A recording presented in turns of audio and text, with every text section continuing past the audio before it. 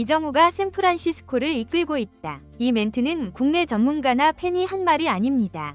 현재 북미 스포츠 전매체 디 애틀레틱의 칼럼니스트로 활동하고 있는 지 포든이 자신의 칼럼에서 이정우를 샌프란시스코가 올 시즌을 낙관해도 될 수 있는 하나의 이유로 언급하면서 이 칭찬 릴레이에 동참했습니다.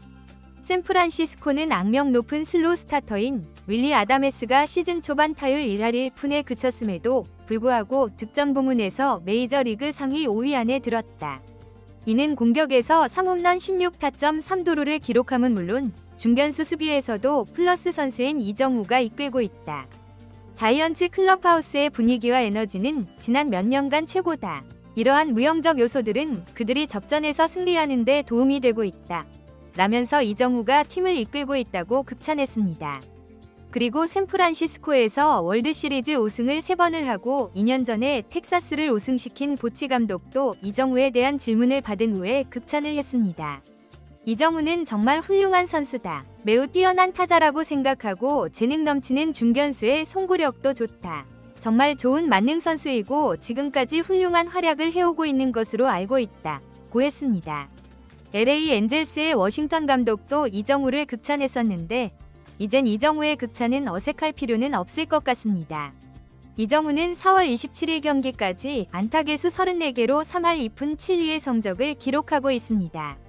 득점은 1위와 6개 차로 좀 벌어졌는데 안타 개수가 최상위권이 되면서 1위와 3개 차이로 바짝 쫓고 있습니다. 경기당 1개 이상의 안타를 치고 있는 거거든요. 이러다가 200안타까지 가는 건 아니겠죠? 이정우가 부상당하지 않고 휴식기를 전제해서 150경기 출전에 1.33안타면 200안타가 현실화됩니다. 실제로 이정우가 KBO 시절에 193안타를 친 적이 있는데 140경기 정도 출전으로 나온 기록이라서 경기당 36개의 안타를 쳤습니다. 그러니까 KBO 때보다 살짝 못 미치는 활약을 해도 200안타가 가능할 수 있다는 겁니다. 지난 시즌 샌디에이고의 아라에즈가 200안타를 달성했죠. 아직 시즌 초반이기 때문에 이정우가 더 잘하게 될지 체력 문제로 뒷심이 떨어질지는 예측 불가입니다. 개인적으로 이정우의 컨택 능력과 성구안으로 봐서는 슬럼프는 안 올 것 같은데 자신의 능력이 통한다는 걸 확신하고 있더라고요. 천재가 노력까지 더하고 있으니 걱정할 게 없죠.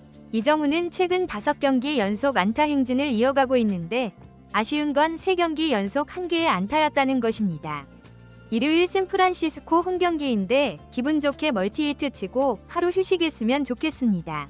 이정우가 상대할 텍사스의 투수는 우투수 라이터였습니다. 부상에서 회복된 후에 출전하게 됐는데 이 선수 역시 평균 구속이 97마일에 이르는 강속구 투수입니다. 구속 때문이 아니라 텍사스는 아무리 봐도 투수의 레벨이 샌프란시스코보다는 나은 것 같습니다. 아쉽게도 디그롬과의 대결은 할 수가 없게 되네요. 샌프란시스코 자이언츠 선발 투수는 조던 힉스입니다. 조던 힉스는 평균 자책점이 6점대로 좋지 않습니다. 이 선수의 문제는 제구력이 문제입니다. 제구력 문제도 2가지 경우가 있는데 볼을 남발하는 제구 문제도 있지만 실투성 가운데로 몰리는 제구 문제도 있는데 힉스는 매우 좋은 공을 가지고 있지만 메이저 리거들을 상대로 가운데로 던지면서 두들겨 맞을 때가 많습니다. 그리고 꼭 이럴 때 부진할 때가 많습니다. 차라리 경기 전에 몸을 풀지 말고 그냥 공 30개 정도를 전력 투구하고 들어오는 게 더 나을 수도 있을 것 같습니다. 1회 초에 힉스는 역시나 실점하고 시작합니다. 연이어 이 루타를 맞으면서 1회에만 7명이 타자를 상대하게 되었습니다. 굳이 언급한다면 상대 타자를 피하지 않는다는 거죠. 깡은 있어 보입니다. 이정우 팬 입장에서 베일에 쌓인 텍사스의 투수는 과연 어떤 투구를 할까요? 우선 부상 전에 2번이 등판에서는 엄청 좋은 성적을 거둬서 만만하게 볼 수 없다는 건 확실합니다. 야스트럼스키는 이 구만에 잘 받아쳤지만 그라운드 아웃이 되었습니다. 강속구 투수라고 했는데 96에서 7마일이 나오더라고요. 그리고 아다메스가 볼넷으로 출루하면서 주자가 있는 상황에서 이정우가 타석에 들어섰습니다. 중계진은 라이터 투수가 구속이 덜 나온다고 하더라고요. 이미 이정우를 만만하게 볼 투수는 없을 테고 이미 주자까지 있다 보니까 이 루타 한 방이면 추격을 할 수 있습니다. 이정우는 초구 유인구에 반응하지 않으면서 역시나 좋은 성구한 능력을 보여주었고 이 굿제에 곧바로 반응하면서 제대로 받아쳐서 5경기 연속 안타 행진을 이어가게 되었습니다. 타구가 조금만 오른쪽으로 떨어졌어도 또 2루타였는데 이정우는 무리하지 않았고 1루에 있던 아담에스는 스타트가 좋으면서 3루까지 안착을 했습니다. 라이터는 이정우한테 93마일 공을 던졌습니다. 그러니까 우선 0점을 잡아보려고 던진 건데 오히려 제대로 얻어맞으면서 불안감을 해소할 수가 없었던 거죠. 그러면서 연이어 볼넷을 허용하면서 밀어내기 볼넷으로 추격했고 샌프란시스코에게 제대로 기회가 왔습니다. 라이터는 1회부터 40개에 육박하는 공을 던졌습니다. 문제는 이 기회를 샌프란시스코가 1점밖에 얻지 못했다는 거죠. 3회 말 1대2 상황에서 이정우가 타석에 들어섰습니다. 아담에스가 또 볼넷으로 출루를 해서 찬스가 왔습니다. 경기를 보지 않은 분들이라면 홈에서 이정우가 타석에 들어서면 무조건 정후 응원 소리가 커진다는 걸 당연하게 상상하시면 됩니다. 라이터는 이정우에게 초구를 제구가 되지 않는 볼을 또 던졌습니다. 이정우는 아직 홈에서 홈런이 없거든요. 이 구째에 이정우는 욕심을 내듯이 크게 휘둘렀는데 플라이볼로 아웃되고 말았습니다. 이정우가 최근 본인의 힘으로 승리를 장식하진 못했기 때문에 팬의 입장에서도 한 방이 나오길 바랬는데 역시 이정우는 본인의 스윙이 가장 중요한가 봅니다. 자이언츠는 4회의 하위 타선에서 한 점을 뽑으면서 2대2 동점까지 만들어냈습니다. 라이터는 4회를 마무리하지 못하고 76개의 공을 던지면서 마운드를 떠났습니다. 샌프란시스코는 앞선 두 경기에서도 득점이 2점밖에 되지 않았습니다. 너무 아슬아슬한데 이번에도 2대2로 아슬아슬하면서 선발 투수를 응원하지 않는 이상 진짜 시청하는 게 조금 지칠 수 있습니다.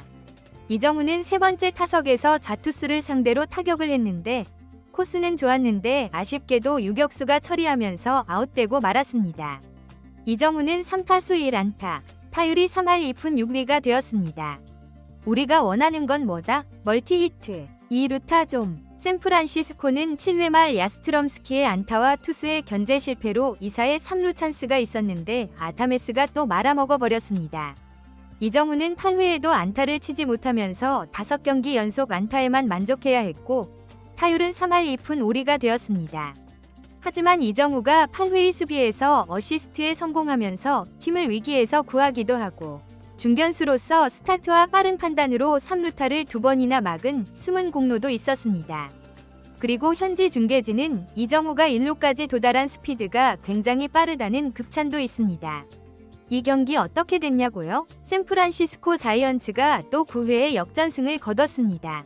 근데 정말 연장 갈 분위기여서 이정우가 또 나올 걸 기대했는데 선두타자 라모스가 내야 땅볼을 쳤는데 안타 말고 내야 땅볼이요.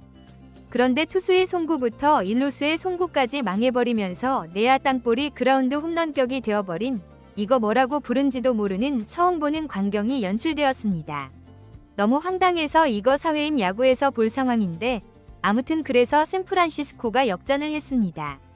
다저스가 승리가 눈앞에 있었기 때문에 자칫 2위로 밀려날 뻔했는데 샌프란시스코는 기분 좋게 1위를 지키고 이제 하루 쉬고 샌디에이고를 만나게 됩니다. 이정우 다르비슈 맞대결도 기대되죠.